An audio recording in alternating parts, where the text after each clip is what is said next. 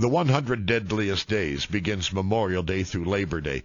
As has been discussed earlier today on KFGO with the drinking in downtown during the street fair conversation went, North Dakota is number one in drunk and binge drinking. And among all those statistics that we ran across in this regard was that 21% of our kids, ages 12 to 20, admit to binge drinking, I guess during the last 30 days or something like that. And one of the questions you'd have to ask is, well, how do they get the booze? Fake IDs. Let's go to IntelliCheck, and Bryan Lewis of IntelliCheck, who's with us. I looked them up. They're a big company who provide backup and verification of ID. And that was a real thumbnail. I hope it shouldn't take much longer to explain. Did I do okay on that, Bryan? Yeah, I think you're pretty close. I think the word I would use is authentication, but that is, in effect, what we do. Is authenticate that government-issued driver's license. You know, back when I was a kid, if you wanted to get a fake driver's license, you had to steal somebody's and you had to cut them up with the razor and put in some awful-looking replacement letters and stuff. You know what? No, you don't know what I mean. But nowadays, you just get them online? Yeah, I mean, I'm the same as you. I remember, steaming the plastic off so you could put things on. Now I'm looking at two websites. I'm not going to say who they are because I do not want to help drive business to them, but one of them right now is having a 24-hour sale, 15% off. Another one is, it says, get the North Dakota license. No one fakes this. You'll have that special product. And for $150, you can get one for yourself. But if you get 3 of your friends to help you out, it's only $70 each. And all you need to do is send in a picture, and you will get an ID that is so realistic, law enforcement is having problems. They can't visually identify them. Well, tell me this, Bryan. I'm looking at my North Dakota license. I don't need a fake license at this point. But I'm looking at it, and it's got watermarks are a thing of the past. I mean, there's messages hidden underneath it. You move it around, and your eyes will follow you. It's like that Jesus on your wall, where you walk around and the eyes follow you. And do they duplicate that? They absolutely do, to the point that the naked eye can't figure it out. And they advertise it. The new Florida license, due to the complexity, this product costs slightly more, but it's wow. New California, just released by the DMV, we have it first. So these are, they're sophisticated forgers in foreign countries who can figure out exactly what we're doing on, for most of what is on that license. They can replicate it so that the human eye can't tell the difference. And most people think they're doing the right thing by looking at it or scanning it, which just reads that barcode, but they're missing the fact that it's a fake. And that's what we bring to the table, is that authentication. Well, and we're helping 33 law enforcement agencies across the country with this problem. Are you involved in North Dakota, Minnesota, South Dakota? We're in part of those regions. North Dakota, off the top of my head, I couldn't say yes or no, but I certainly hope so. And how do they get this technology? I like I say, I just thought the watermark was amazing, but nowadays, how do the bad guys do they hack into the company that makes these, or they could be doing all that, or you just get one, and with the high quality printers and things that we have nowadays, people can print these out and replicate them.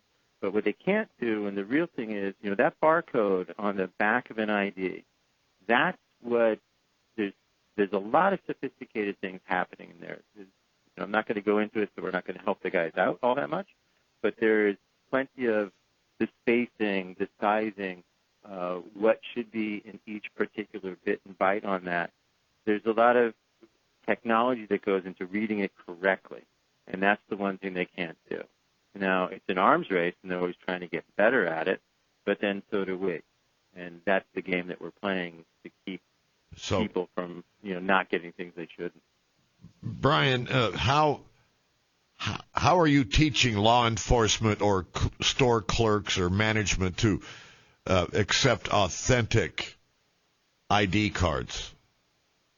I'd say part of it is the companies that understand that being socially responsible outweighs and is a competitive advantage to being a good neighbor in the community.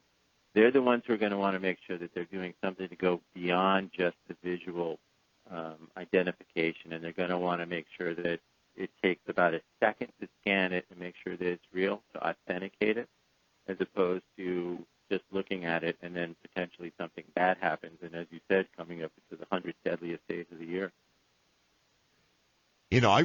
When I was in Florida this winter, there was more than one time when, I don't remember the exact circumstance, but they wanted to see my signature.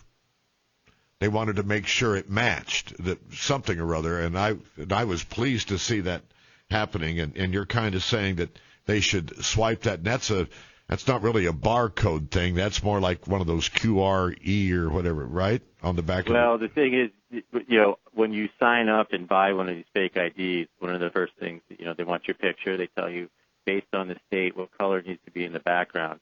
And they also want your signature. So that signature is just validating a fake ID. It's not doing the real thing. So, these guys know what they're doing when they're trying to help kids get something to buy alcohol. So what do parents do? As a parent of two kids who were in college, and that's how I first found out about how ubiquitous these things were.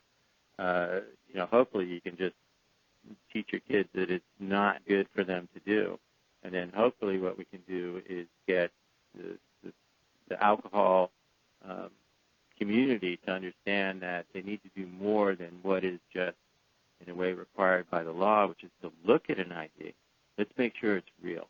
It's inexpensive. It's easy. It can be done on an iPhone or an Android phone, and they'll know within a second. And we've got clients who talk to us. I go visit them, and they have stacks. Literally hundreds of fake IDs that they confiscate over the course of a few months. Well, 21% of our kids admit to binge drinking, and that kids are ages 12 to 20. I hope that's weighted heavily up toward the 20, but even that, and I can't click my tongue and say shame on them, but, that is cheating, but getting the fake ID. And so what do you suggest people do about it? I think that if communities banded together and said, we want to do something about this, and we want the liquor establishments to go beyond what the minimum acceptable is and say, I'm going to put something in place that does authenticate this ID to make sure that the kids are the right people who should be in this establishment. I think, unfortunately, what has happened is technology has outpaced the law, because laws were made to say, okay, I looked at an ID, I can be pretty sure that I know that it's a real ID. You can't do that now. Law enforcement can't, which is why they use our product. And I think we need to go beyond what is minimally required to protect our children. Well, I know as far as those fake bath salts and such that the people smoke nowadays, and they're sold legally in some states. All they have to do if they get in trouble is change one molecule, and all of a sudden they're back. But even the states are taking strong action against that. They're probably saying you have to change 10 molecules. I don't know. All right. Well, thank you very much for joining us, Bryan Lewis of IntelliCheck. That's INTELLICHECK. It's a pleasure. I'm glad you're working with law enforcement to halt the use of fake IDs, and we'll see what comes of it. It's got to be easy. Some of those bars are pretty dang busy, man. They can't be running background checks on every drink, but I see your point. Thanks so much, Jack. See you.